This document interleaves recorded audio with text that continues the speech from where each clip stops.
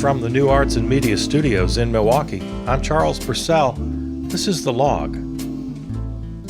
Let's take a look at the elections from Tuesday night.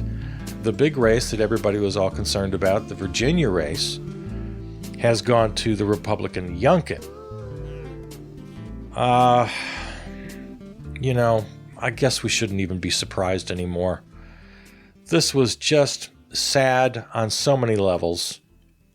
First of all, the Democratic candidate, my God, Terry McAuliffe, Bill and Hillary's best buddy, this milquetoast old white guy centrist, is just ridiculous. No passion at all, no enthusiasm, and you can't blame him. The conventional wisdom here, much of it, I think, is probably on target. I don't always go with conventional wisdom. In fact, I take great pleasure in contradicting conventional wisdom. But in this case, Democrats and Joe Biden and the Democratic Congress have not come through yet. And voters are saying, well, then, okay, let's just go a different way. The voters who make the difference are usually low information voters. They only know kind of what they see in the headlines. High information voters really often don't make a difference. So the fact that the Build Back Better legislation is still stalled because of corporate-owned Joe Manchin. I mean, this thing has so many levels. But let's keep it on the voters here. The Republicans rely on low information voters. They rely on the uneducated, as the Orange Menace infamously said, "I love the uneducated." And so they lie, and we all saw this play out so clearly in Virginia, and we've got to learn lessons from this. If electoral politics are going to be at least part of the puzzle, some people, I know, I have a lot of friends who say they've given up on electoral politics. Well, I think that's part of the problem. I haven't given up on electoral politics. I think it's still part of the process, at least. It's not the whole kit and caboodle. We have to have direct action, sure. We have to have activism. We have to attack this from every front. But there's no getting around it. Electoral politics is still important. All right, where am I on this? Let's look at the Republicans for a second and the way they did this. Well, they put up this Youngkin fella who's just a blank slate. He had standard Republican talking points that we've had for my whole lifetime. Oh, we're going to lower taxes and lower regulation. And then beyond that, what the Republicans have become very expert at in recent election cycles, and that is just lying, just making shit up out of whole cloth. And in this case, it was the whole critical race theory thing, which is just a complete fabrication. And yet, the exit polls, I forget the exact numbers, 50+%, especially from, this is the number that I remember. White, uneducated women, or at least white, non-college educated women, went huge for the Republican. And for them, 57%, this was the number that stuck out, 57% considered education their top issue, number one, and specifically this whole critical race theory scam that the Republicans have got going. It's a lie, it's fake, it doesn't exist, it's a fabrication, they just completely made it up. They pulled it right out of their butts. And again, I'm going to agree with the conventional wisdom here. It was, as some have said, a straight-up racist dog whistle. That's all it was. So in the final stages, especially the last couple of weeks here of the campaign, that really took the top spot. Coming in second, a close second was, not even a close second. That was down to 33% among this particular group, the less than college educated women, was the economy. And I always hate to use that term because it it means different things to different people. And for these low information voters, the economy simply means, are things good for me or are things bad for me? Do gas prices seem high? Am I making ends meet? And if things are going well, they'll generally go with the incumbent. And if things are going badly, they'll go with the challenger. And in this case, there was no incumbent, but McAuliffe took the role of incumbent because he's a Democrat and they held the governor's mansion. Okay, so low information voters making the difference. I wish I could credit my source here, but I heard a survey just a couple of days ago that said very clearly voters generally, they vote on what the survey called short-term issues. It's all about short-term. So whatever's happening right now today on Election Day is how I'm going to vote. Now, to my mind, that just sounds so short-sighted and so completely unsophisticated. You can't look, you're not able, of course you're able. You're not able to look at the bigger picture? Actually sort of look at political philosophy and the bigger issues. And it's not just what happened to me today when I got up and I had to fill my car with gas and it seemed higher than I wanted it to be. That's how you're making your decisions when you go into the polling place? All right. Okay. So there are ways we can approach this. People like me, I can whine and moan all I want about the current condition of things. And I can blame these low information voters and these short-sighted voters. And I can say, well, what are we going to do? Well, what are we going to do? We have two options. There's the long term and the short term. In the long term, we got to get these people right. The world would just be a better place if more of us were better informed, better educated, more sensitive, more empathetic, more willing, able to look at the big picture, to look at least a couple days down the road, if not a couple of years, if not a couple of generations, and look at how our decisions today impact our children and our children's children. How do we reach these voters? And how do we make that difference? It's a massive campaign of education, of propaganda, of activism. How do we reach these people? Well, then there's the other way you can look at it. You can throw up your arms and say, well, that's not going to happen. At least not before the next election. It's not going to happen. So let's just be realistic.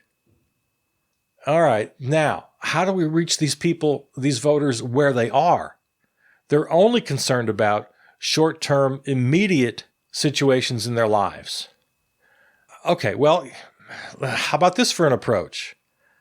You take the issues that I feel are more in line with where we need to be looking, that is midterm and long-term, things, well, especially climate crisis, that's immediate and long-term. But, look at the Build Back Better and look at things like Medicare for All and universal pre-K and, go on down the list. How can we convince these people that these are short-term issues? They're immediate issues. Maybe you want to go back to work after the pandemic, but you can't because you can't find affordable childcare. What's more immediate than that? And if one party has a solution, can't you sell that? Can't you go to where they are and sell it? I don't know. The other thing that Republicans have down pat, and especially illustrated in this Virginia governor's race, they had anger on their side. Whether or not it's made up, that's okay, let's set that aside for a moment. The critical race theory was completely fabricated and made up, but it worked. It got people angry. We've seen people for the last several months going to these school board meetings and screaming their lungs out and threatening school board members in the parking lot on their drive home. So they're able to build up anger. All right. Anger works, I guess. The enthusiasm gap was huge between Democrats and Republicans in Virginia. So if we want to beat the Republicans, do we have to make our voters angry? Now, that's something that kind of goes against our grain. But if you think about it for a second, there are ways you can do that. If you put the word righteous before the anger, I'm okay with righteous anger. I'm not okay with irrational anger, all this racist BS. Teachers are indoctrinating our kids. This is all just junk. It's garbage. They're lies. But righteous anger, that's another thing. Now, there you get your Bernie. That's Bernie Sanders. He's a good angry guy. He can rile them up. So we can take the high road and say, no, we're going to appeal to our voters through reasoned argument. Yeah, nobody loves that more than I do. I wish that was the world we lived in. But since we don't, let's embrace the Bernie model. Again, Terry McAuliffe was a joke candidate. I mean, just so pathetic. He had nothing to offer except the same old promises that Democrats have been making for decades. And I'll give the Democrats some credit. I mean, they make small improvements over time. If it weren't for Democrats, I don't know where we'd be. All right, just to repeat for the umpteenth time, I'm not a Democrat. I'm very critical of them. But I'll give them credit where it's due. Their progress is slow. It's one step forward, two steps back, and two steps forward, one step back. It's infuriating. But to the extent we have made any progress over the years, you can thank the Democratic Party. Always, I should very quickly add here, always pushed and pulled by the progressives, by the so-called radicals. They're the ones who make it happen, and then Democrats finally get around to actually writing some legislation. See, that's the kind of interesting thing. Stacey Abrams from Georgia has been so articulate in making this argument that everybody has different roles. The activists and the radicals and the people out on the streets and yelling bloody murder, they have a role. And then the people who actually in the halls of power who write the laws and get them passed, they have a role. And one without the other, nothing happens. Now we just have obstructionism and we have Republicans do nothing except try to destroy government at every front and try to destroy the commons and make everything a for-profit enterprise. All right, so let's get back to these voters. Anger seems to motivate them. Short-term issues motivate them. Let's not try to deny that. Let's not wish that away. Or I should say try to wish that away. Let's take that as a given. I'm not happy about it, but it's true. So Democrats have to translate their message into short-term language and muster up some anger, some passion. You don't have to do it like the Republicans do. You don't have to make things up. You don't have to lie. You don't have to create these ridiculous straw men. There are plenty of issues. Healthcare, childcare, the climate. If you can't fashion a message that makes clear to voters that these are in their immediate interests. And not only that, you should be angry. You should be filled with righteous anger. And then that leads me to my final conclusion here. You got to go dynamic. Getting back to Terry McAuliffe. Oh my God, an old white guy from the Clinton era. Are you kidding me? How did the Virginia Democrats let that happen? The only success that we've seen is 100% reliant on young, dynamic, diverse, progressive fighters, both at the activist level, the base level, the voters, and the office holders. They're the only ones making any hay right now. They're the ones who are saving, quite literally, at least for the moment, they're saving Joe Biden's agenda, both on the infrastructure bill and on the Build Back Better. Neither one of them have been passed yet. But it's only because of progressives that they're still alive. All of the energy from the center to the left is with the Progressive Caucus. It's with Cori Bush. It's with AOC. It's with Pramila Jayapal. It's with Bernie Sanders. It's all there. All the energy is there. If you give the voters a choice, if you stand up, if you let the progressives take the lead, if you nominate candidates for governor and mayor and for Congress and eventually for president, those of you on the left, I'm giving advice to Democrats here. It's advice and warning. My advice is let your progressives lead. Nominate exciting, dynamic fighters, women, people of color, LGBTQ. Let's get this rainbow up on the podium and let's hear them. Let's hear their fiery speeches about the immediate needs right now today of angry voters who aren't going to take it anymore. And you came up with Terry McAuliffe? Of course you lost. Are you kidding me? So, around the country, there's some good news, some bad news. A couple different mayors. I think Dearborn, Michigan has first Arab American mayor. That's pretty cool.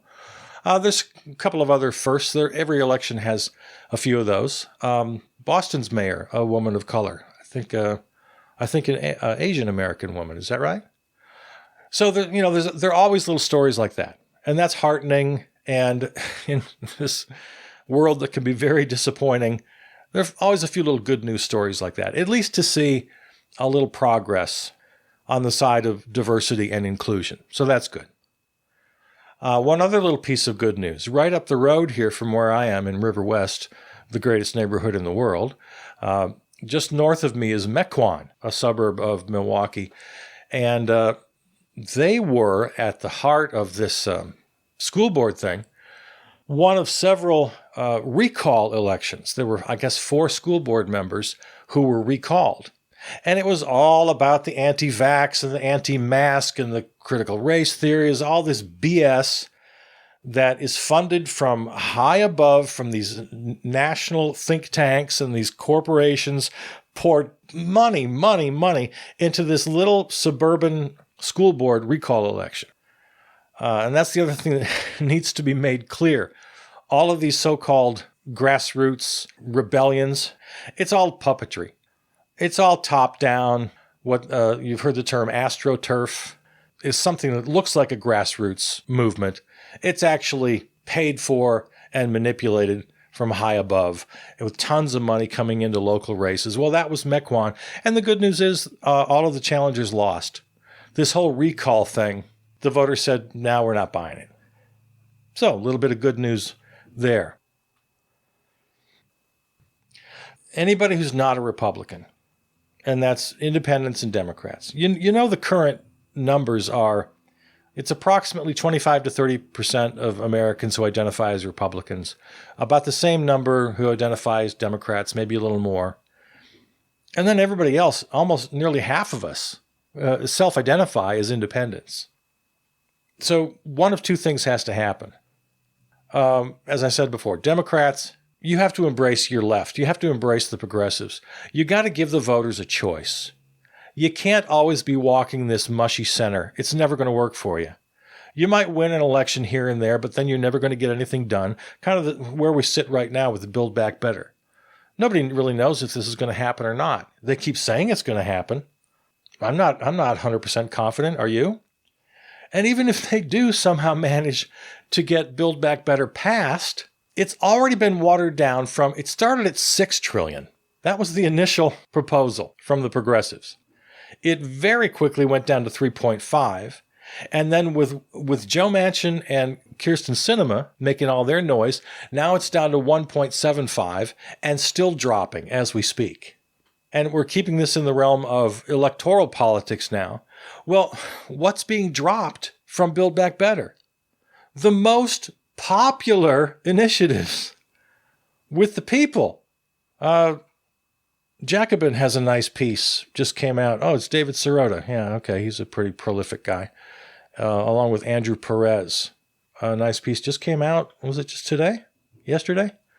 Anyway, they point to that Princeton research that came out several years ago. You and I talked quite a lot about it at the time and since, that showed that the average American has literally zero influence on legislation that gets passed. They ran the numbers, and when you compare polling, the favorability or unfavorability of a particular issue among the public, and then compared that with the likelihood of passage in Congress, there was literally zero correlation when they graphed it. But then they graphed issues based on whether or not CEOs and corporations in the 1% favorability or unfavorability. That line on the graph aligned almost perfectly with likelihood of passage in Congress. So what does that tell you? The headlines at the time, America is officially an oligarchy. And since that survey, which I think was in 2014, things have only gotten worse. And David Sirota points out, as I said, the things being dropped from Build Back Better are the most popular. The expansions of Medicare, most popular. That's on the chopping block. For the government to be able to negotiate down prices of pharmaceuticals, that's being dropped. One of the most popular. 70% of voters support including paid family leave and medical leave. Boom, that's gone. There was supposed to be some nice tax hikes in Build Back Better. Millionaires, billionaires, corporate taxes, they've been slashed. So everything that Joe Manchin is fighting for is everything that corporate America wants, and it's never been more clear than in this Build Back Better saga we're living through right now. Sirota points out even the Affordable Care Act, it was a boon for the insurance companies. Now, the Affordable Care Act did get more Americans insured. There was an expansion of Medicare in most states. The Build Back Better would take care of that Medicare expansion in the states who decided not to avail themselves of that benefit. So there's always good news, bad news, good news, bad news. But the bottom line is that it's never been more clear the power of corporate America. Now, take this as good news or bad news. I don't know which. They're doing it through literally one senator. I don't know what to say about Sinema. I'm just going to leave her off the table. I can't figure her out at all. But if you're talking Joe Manchin, he is just, as the expression goes, carrying water for all the corporate interests and for fossil fuel interests, as COP26 is currently happening over there in Scotland. So this all just leads me back to my bold, all caps, bottom line. Democrats, if you want to make any progress, you have to embrace your left. You have to take some risks. You got to take some chances. Your base is going to go with you. The majority of the American public is going to go with you. Embrace the progressives. Don't fall for this centrist line. It's never going to work. Like I said, you're going to win an election here and there, but you're never going to make any real progress if you continue to toe that ridiculous, ill-informed, and just blatantly incorrect analysis that America is a centrist country. We're not. We got some wackos, neo-Nazi fascists on the right. We got this huge swath in the middle who are way more progressive than even they realize, because they tell the pollsters over and over and over again, they're completely consistent, that when it comes to LGBTQ or African Americans, any women, any of the social issues, the civil rights issues, when it comes to economic issues, when it comes to regulation of corporations and the banks, when it comes to taxing the rich, when it comes to the social safety net, as far as child care, elder care, all of it, you get the progressives in front of your parade. You put all your faith in them. The American people will go with you. I guarantee it. And if you don't, it's absolutely time. The time has never been more ripe for a full-blown independent candidate. Whether you want to run for school board, mayor, governor, House, Senate, president. First we got the midterms. So let's leave the president out of this just for a moment. You got to go full left. You got to go full progressive and give the American people a choice. Is it a high risk? Yeah. Okay. I'll admit that right there. There is some risk to it. You might have some losses along the way. But I'm telling you, if we don't take a chance, we're just going to, frog in the boiling water. We're just done for. So at every level, Democrats, if you can't embrace your progressive wing and let them take the lead, then it's high time for independents to challenge. And with 25% Republican, 25% Democrat, and the rest of the country independent, I'm telling you, righteous anger. Communicate to the voters that your issues are immediate. What was the term that survey used? Oh, short term. That's right. Make sure that every issue you bring to the voters that you're fighting for, define them in the short term. What does this issue mean to you right now, today, as you get up and try to navigate your life? You got to use short-term language. Don't change your issues. You don't have to do that. Climate crisis is still an issue. Social justice is still an issue. You just don't communicate them in this grand language. You got to translate to the voters why it's in their short-term interest. And then you got to fight like hell. And you have to go ahead and embrace your anger. It's not self-serving, irrational anger. No, it's righteous anger. And if Democrats, if you can't do it, an independent will come in and fill that void. Because if you give the American people a choice at the local school board level and up to president, and this all applies to the presidents too. We're going to have to primary Joe, or we're going to have to run an independent. We're going to have to run an independent probably for 24, unless things take a huge turn. Build Back Better is eventually passed and it makes a big difference and we're on a roll. Okay, then I'll revisit this issue. But as it looks right now, there's a very good chance we really ought to take this moment in American history, in American political history, and run an independent. Because nobody wants the fascist, racist, neo-Nazi wing of the Republican Party. Yes, they're dangerous, but they only win when they can form a coalition with the Youngkins of the world, the new Virginia governor. That's the only way Republicans can win, if they form this delicate alliance. And all of those millions of voters in the mushy middle who they can't do it anymore. They can't hold their nose and vote for a Terry McAuliffe. You give them an actual choice. You give the American voters an actual choice between right and left, between right and wrong. I trust them. Is it risky? Yeah, it's risky. But what do we got to lose at this point? We're already the frog in the boiling water. What do we got to lose? And I don't think we would lose. I think self-righteous, angry candidates with the right message can sell a left and, dare I say, even socialist agenda to the American people. I firmly believe that.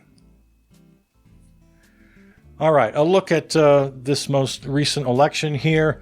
We got a big midterm coming up in 22. We'll have plenty of time to talk about that. And then, of course, looking down the road to 24. At some point, it seems like it's right around the corner. At some point, Dems have to make a decision whether or not they're going to primary Joe. We'll have lots of time to get into that. Okay, leave it there for now. Lots more to talk about next time we get together. I love you. I'm Charles Purcell.